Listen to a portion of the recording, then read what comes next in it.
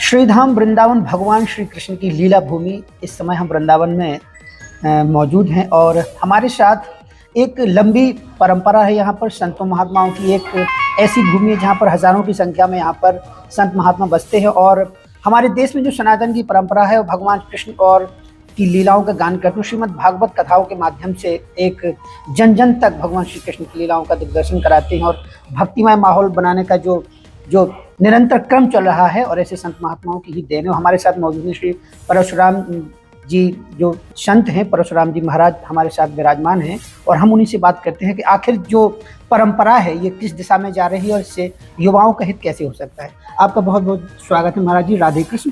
और आज हम आपसे बस सीधे सीधे ये जानना चाहते हैं कि ये जो परंपरा है ये पिछले कुछ सालों से ये निरंतर दौर चल रहा है श्रीमद् भागवत कथा के माध्यम से और एक सार्थक दिशा में समाज जा रहा है, बहुत कुछ परिवर्तन दिखता है।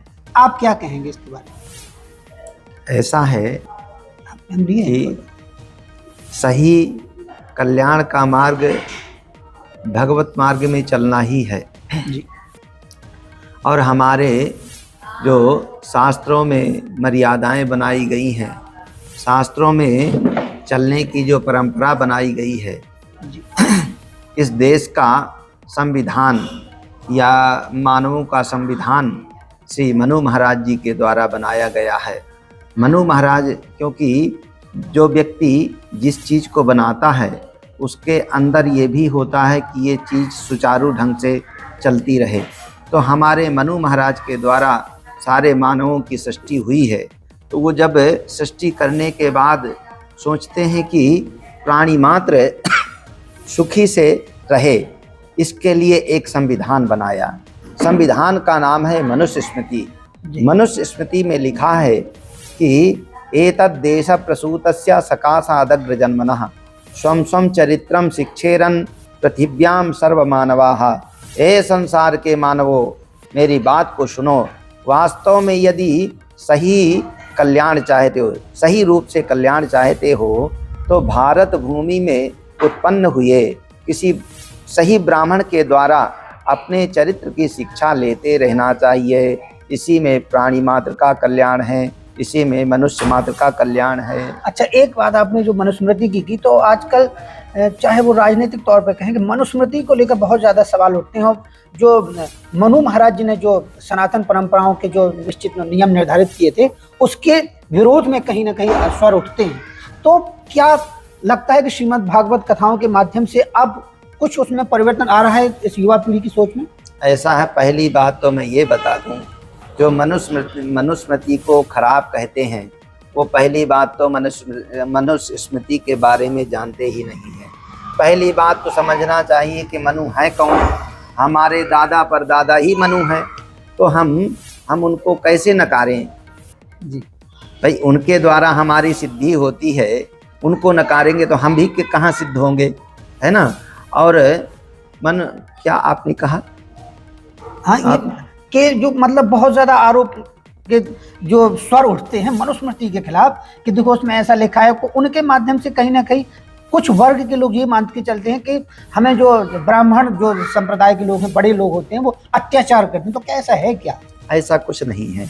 देखिए, एक पिता होता है, पिता के 10-5 संतानें हैं, पिता का पूरा प्रेम रहेगा, है ना?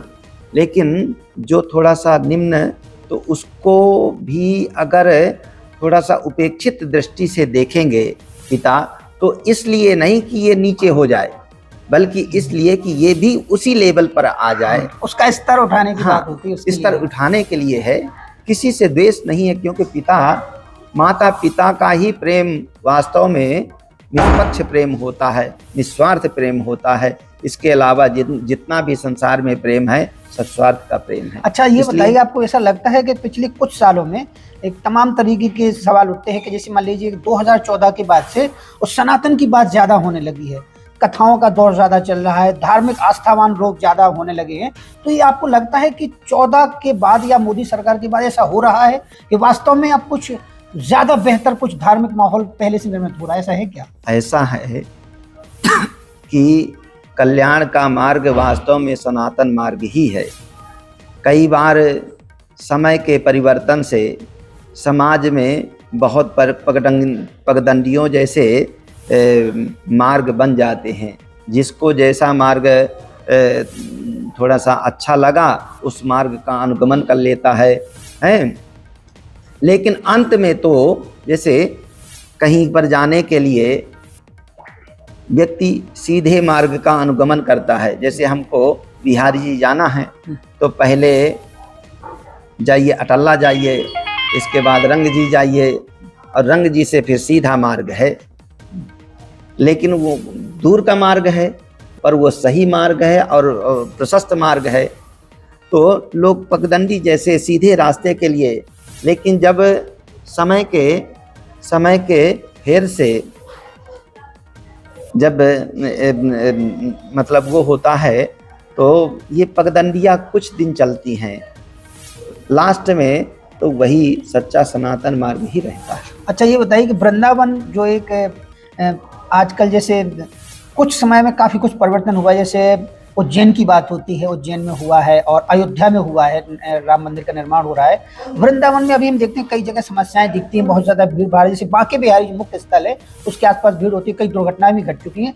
तो आपको लगता है कि कुछ बदलाव होने चाहिए वहाँ का जो परिसर है, जैसे कॉरिडोर बनाए गए हैं, जैसे काशी कॉरिडोर बना है और उज्जैनी महाकाल कॉरिडोर बना है, तो ऐसी आवश्यकता है, लगता है आपको ज़रूरत है इसकी? वो तो प्रशासन की जिम्मेदारी है। प्रशासन समझे कैसे कहाँ किस तरह से प्रजा को, समाज को सुरक्षित किया जा सकता है। अच्छा, मतलब वो प्रशासन का विषय है। हाँ। इस पे तो संत समाज की लोग की तरफ से कभी ऐसी डिमांड उठती है कि संत समाज की तरफ से कहाँ वृंदावन में अभी कुछ समस्याएं हैं, कुछ बेहतर ज्यादा हो सकता है यहाँ पर व्यवस्थाओं के तौर पे, ऐसा लगता है? भाई संत समाज तो चाहेंगे, लेकिन संत समाज के चाहने से क्या होता है, वो तो व्यवस्था प्रशासन की है। प्रशासन किस हिसाब से समाज को सुरक्षित कर सकता है वो समझे। अच्छा, एक और सवाल उठता है कि जैसे राम मंदिर हो रहा है, सभी संत समाज का जबरदस्त समर्थन मिला है जैसे, और आज बहुत भव्य और राम मंदिर अगले महीने और शायद उसका उद्घाटन भी है। तो मथुरा को लेकर के बहुत सवाल उठते हैं। संत परंपराओं का क्या सोचना है, जो संत लोग हैं उनका क्या सोचना है? क्योंकि मथुरा की जो जन्मभूमि है वहाँ पर अभी भी कहा जाता है कि मथुरा की जो सीधी लगी हुई जो मुख्य जन्म स्थल है जो भगवान का, वहाँ पे एक मस्जिद बनी हुई है। तो आपको लगता है कि कोर्ट में केस चल रहा है, और आगे चल के सिर्फ ये जानना चाहते हैं आपसे कि जैसे काशी में पुनरुद्धार हुआ, राम मंदिर भव्य बन रहा है, ऐसा कभी लगता है कि आगे मथुरा का भी कायाकल्प होगा? भगवान की कृपा से सब बिल्कुल होगा। योगी और मोदी सब कार्य में तटस्थ है ही, लेकिन नंबर से सब होगा, एकदम से नहीं हो सकता है, नंबर से होगा। पहले अयोध्या का कार्य हुआ और काशी का कार्य हुआ, अब मथुरा की बारी है। अच्छा, तो ये बताइए कि जो आजकल के जो युवा मैं देख रहा हूँ कि बड़ी संख्या में दिखते हैं वृंदावन में, हजारों की संख्या में अब लोगों का रुझान इस तरफ हुआ है, कथाएं कर रहे हैं, नए नए बालक आ रहे हैं, इसलिए दोबारा से फिर से मुझे जागृति आई है और श्रीमद् भागवत कथा कर रहे हैं, राम कथा कह रहे हैं। तो ये परंपरा क्या निरंतर बढ़ रही है, और आप कैसे ऐसे लोगों को शिक्षित करते हैं कि आपको आना चाहिए और सनातन के लिए कुछ प्रयास करने चाहिए? युवाओं से आप क्या आह्वान करते हैं? बिल्कुल बिल्कुल, सनातन परंपरा से लगे हुए आगे बढ़ना चाहिए और इसी प्रकार भागवत का प्रचार प्रसार होता रहे, इसी में प्राणी मात्र का कल्याण होने वाला है। अच्छा, तो आप मतलब कहाँ से जुड़े हैं, आप कथाओं के लिए कहाँ तक पहुँचते हैं, और क्या ऐसी बात रखते हैं, आपने क्या रुझान देखा है कि वाकई में बदलाव हो रहा है, अब आस्थावान पहले से ज़्यादा हो रहे हैं लोग? हाँ, समाज में अब आस्तिकता बढ़ रही है।